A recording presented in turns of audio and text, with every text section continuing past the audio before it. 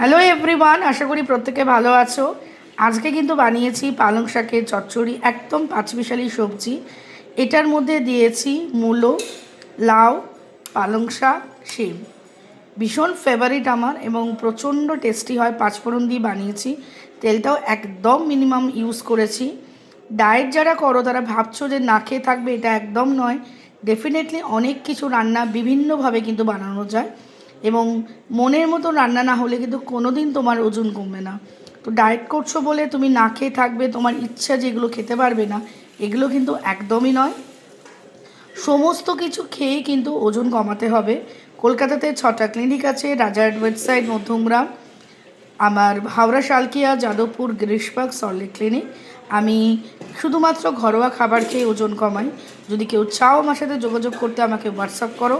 সবাই ভীষণ ভালো থেকো, সুস্থ থেকো। টাটা সবাইকে।